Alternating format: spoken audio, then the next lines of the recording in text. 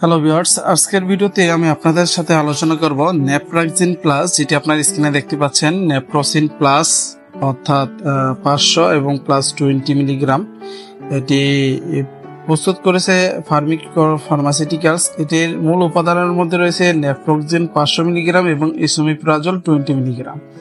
তো আমি আপনাদের সাথে সংক্ষেপে আলোচনা করব এই নেপ্রাক্সিন প্লাস ট্যাবলেটটির কার্যকারিতা কি, এটি কাদের জন্য প্রস্তুত করা হয়েছে, এটি গর্ভাবস্থায় সেবন করা যাবে কিনা, সেই বিষয়গুলো আমি আপনাদের সাথে সংক্ষেপে আলোচনা করব। এই নেপ্রাক্সিন প্লাস ট্যাবলেটটির এটি মূলত অস্থিসন্ধি ব্যথা, স্নায়ু ব্যথা, মাংসপেশিতে তীব্র ব্যথা, আপনার ব্যাক পেন বা কোমরে ব্যথা বা হাড়ে ব্যথা বা ইনফ্লামেশন ইত্যাদির ক্ষেত্রে এই নেপ্রাক্সিন প্লাস ট্যাবলেটটি অত্যন্ত চমৎকার কাজ করে থাকে। এটির সাথে অ্যাসিডিটি সমস্যার প্রতিরোধে এসোমিপ্রাজল থাকায় এটির সাথে গ্যাস্ট্রিকের সেবন করতে হয় না। তো এই ট্যাবলেটটি মূলত আপনার ব্যথার জনিত সমস্যায় এটি ব্যবহার করা হয়, যা আপনার অনেকে বলে থাকে যে নিরাপদ ব্যথার ওষুধ হিসেবেও ব্যবহার করা হয়। তারপরও ব্যথার ওষুধ বলতে যে কোনো ওষুধেরই পার্শ্ব প্রতিক্রিয়া রয়েছে।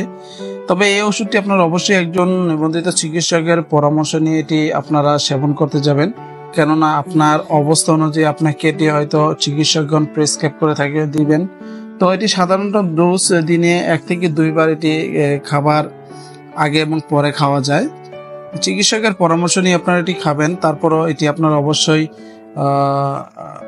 সাবধানতার সাথে এটি সেবন করবেন, কেননা এতে আপনার গ্যাস্ট্রিক আলসারের ঝুঁকি থাকে। সাধারণত 5 থেকে 10 দিনের বেশি প্রয়োগ না করা এটি ভালো। যতক্ষণ না চিকিৎসকের পরামর্শ আছে ততক্ষণ এটি চালিয়ে যাবেন চিকিৎসকের পরামর্শ অনুযায়ী। তো এটির আপনার কিছু পার্শ্ব প্রতিক্রিয়া থাকে, যেমন অ্যালার্জিক রাইনাইটিসের সমস্যা থাকতে পারে। আপনার পূর্বে যদি গ্যাস্ট্রিক আলসার বা গ্যাস্ট্রাইটিসের অতীতে পাকস্থলী আলসার থেকে থাকে, সেক্ষেত্রে এটি অত্যন্ত সাবধানতার সাথে এটি ব্যবহার করতে হবে। এটি গর্ভাবস্থা এবং স্তন্যদানকালে ব্যবহার করতে পারবেন কিনা, এটি গর্ভাবস্থা এবং স্তন্যদানকালে শুধুমাত্র একজন চিকিৎসকের পরামর্শ নিয়ে এটি ব্যবহার করতে হবে। যদি প্রয়োজন হয় সেক্ষেত্রে চিকিৎসক আপনাকে দিবে, এছাড়া এটি আপনারা ব্যবহার করতে যাবেন না, এতে গর্ভের ব্রণের সমস্যা হতে পারে। আর যাদের গুরুতর যকৃত বা কিডনি রোগের সমস্যা রয়েছে বা ফাংশন কম হলে তাদের সামঞ্জস্য বিকল্প চিকিৎসা আপনারা অবশ্যই এটি বাদ দিবেন, কেননা এটি কিডনি রোগী বা যাদের যকৃত সমস্যা রয়েছে তারা এটি সেবন করতে পারবে না।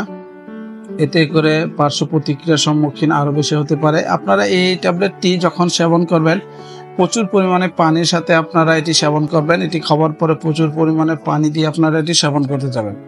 যদি 2-3 দিনের মধ্যে উপশম না হয় অথবা পার্শ্ব প্রতিক্রিয়া তীব্র হয়ে থাকে, তাহলে অবশ্যই সাথে সাথে চিকিৎসকের সাথে পরামর্শ করুন। তো বন্ধুগণ, এই ছিল আমাদের এই নেপ্রাক্সিন প্লাস ট্যাবলেটটি নিয়ে।